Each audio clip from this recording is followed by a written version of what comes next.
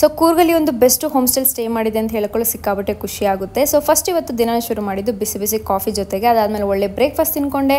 Then ನಾನು ಕೂಡ ಸಖತ್ತಾಗಿ ರೆಡಿ ಕೂಡ ಆದೆ. ಫಸ್ಟ್ ನೋಡಬೇಕಾಗಿರೋ ಜಾಗ ಬಂದು ಇವತ್ತು ದುಬಾರಿ ಎಲಿಫೆಂಟ್ ಅಂತ ಹೇಳ್ಬಿಟ್ಟು. ಸೊ ಇಲ್ಲಿ ನೀವು ರಿವರ್ ರಾಫ್ಟಿಂಗ್ ಮಾಡ್ಬೋದು, ಫ್ರೆಂಡ್ಸ್ ಜೊತೆ ನೀರಿಗಿಳಿದು ಕೂಡ ಆಟ ಆಡ್ಬೋದು. ಆನೆಗಳು ಕೂಡ ಇರುತ್ತೆ ನೋಡೋಕೆ. ಇಲ್ಲಿ 350 ರೂಪೀಸ್ ಪರ್ ಪರ್ಸನ್ಗೆ ವರ್ತ್ ಅಂತ ಅನ್ನಿಸ್ಲಿಲ್ಲ. ಸೊ ಹಾಗಾಗಿ ಇದನ್ನ ಸ್ಕಿಪ್ ಮಾಡಿದೆ. ಸೆಕೆಂಡ್ ಜಾಗ ನಾವು ನೋಡಿದಂತ ಬಂದು ಚಿಕ್ಲಿ ಹೊಳೆ ಡ್ಯಾಮ್ ಅಂತ ಹೇಳ್ಬಿಟ್ಟು.